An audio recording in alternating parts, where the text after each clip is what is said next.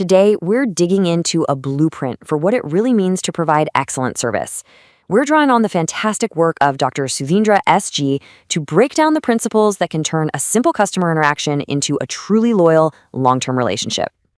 So let's just jump right in with a big question. What do you think is a business's most valuable asset? You might think it's the product they sell, or maybe their fancy technology, or even the brand name itself. And yeah, those things are all important for sure. But the real answer, it's something way more valuable and a whole lot harder to build. To get it, think about the difference between something you can hold, like a car, and something you can't, like car insurance. A car is a physical thing. You can touch it, you can drive it. But insurance, that's really just a promise, isn't it? It's a promise to be there when things go wrong. For those kinds of intangible products, the service you get isn't just part of the product. The service is the product. It's the whole experience. And that leads us straight to the answer: customer lifetime value, or CLV for short. The most valuable asset any business has isn't a single sale, not even close. It's the total value, the total benefit you get from building a real long-term relationship with a customer. It's all about earning their loyalty and trust for years, not just getting that one transaction. Okay, so if that's the goal, how do you actually build that lifetime value? Well, it all starts with a super strong foundation. So in this first part, we're going to walk through the 5 essential pillars of service quality. These are based on a really well-known model called SERVQUAL. All right, pillar number 1 is reliability. This is the absolute bedrock. It's as simple as this. Can you do what you promised to do dependably and accurately? Think about your favorite coffee shop, the one you go back to again and again. Reliability is them nailing your complicated coffee order exactly right every single time. It's all about consistency. Next up, we've got responsiveness. This is all about the willingness to help customers and to do it quickly. And it's not just about speed, it's about the attitude. It's that support agent who actually sounds like they want to solve your problem, not just get you off the phone. Honestly, making a customer wait for no good reason, that's probably one of the fastest ways to lose them. Our third pillar is assurance. This is all about inspiring trust. It comes from your knowledge, your competence, and just your basic courtesy. You know that feeling when a financial advisor explains something really complex in a way that just clicks, and you feel totally confident in their advice? That is assurance in action. It's a signal that says, hey, you're in safe hands here. Pillar number 4 is where the human touch comes in, empathy. This is about providing caring, individualized attention. It means really listening and showing the customer that they are more than just an account number or a ticket in a system. It's the huge difference between getting a canned, robotic email and a personal, thoughtful response that shows someone actually cared.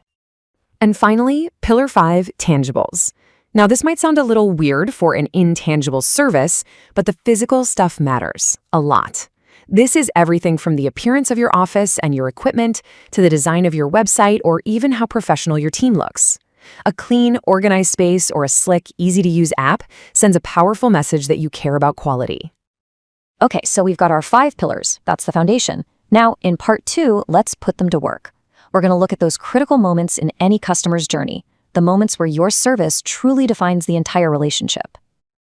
You can really think of the customer journey in 4 key stages. First, there's the promise. This is where you're not a salesperson, you're a trusted advisor, giving the best possible advice.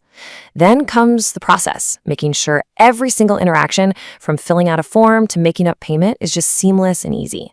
Third is the follow-up. This is about being proactive, right? Staying in touch for reasons other than just asking for money. But that last stage, the crisis, that is the ultimate moment of truth. How you show up when something goes wrong is what separates good service from legendary service. It's where unbreakable loyalty is built. Now, let's shift gears to something that is so important but gets overlooked all the time. In part 3, we're diving into the unspoken conversation. Because, what you communicate without saying a word can often shout louder than anything you actually say. Think about it. Positive body language just screams confidence, and it builds rapport almost instantly. Simple things, right? Standing up tall, shoulders back, maintaining warm, solid eye contact, using gestures that have a purpose. All of these send a powerful signal that says, you can trust me, I know what I'm doing. And on the flip side of that coin, you've got the red flags. If your body language doesn't match your words, people feel it. They might not even know why, but they'll feel it. Things like avoiding eye contact, fidgeting with your hands, crossing your arms, or if your voice gets shaky. These are signals that can just destroy trust on the spot, no matter how great your words are. This all leads us to a really powerful guiding principle. We've been talking about the signals you're sending out, but what about the ones you're taking in? As this great quote says, we have to seek first to understand before being understood. It's a total game changer.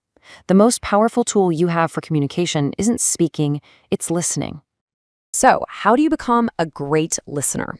It's actually not that complicated. It really boils down to 4 simple steps. Number 1, pay full attention. That means put your phone away, tune everything else out. 2, show them you're listening. A simple nod, leaning in a bit, it makes a huge difference. 3, give smart feedback. That just means repeat back what you heard in your own words to make sure you got it right. And 4, and this one's tough, listen without judgment. Just let the person finish their whole thought before you even start thinking about your reply. So we've covered the pillars of quality, the key moments in the process, and the power of communication. But all of this, every single bit of it, has to be built on one final non-negotiable foundation.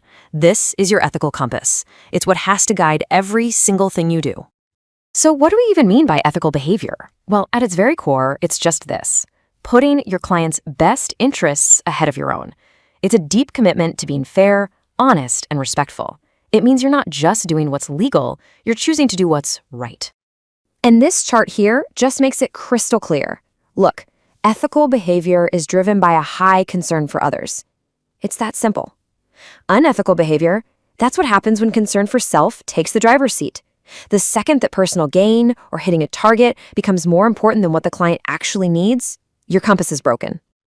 And that really leaves us with one last powerful question. It's the ultimate test of your integrity: self-interest or client interest. Which one wins out when nobody is looking over your shoulder? Your answer to that question? Well, that's the real heart of service excellence. Thanks for tuning in.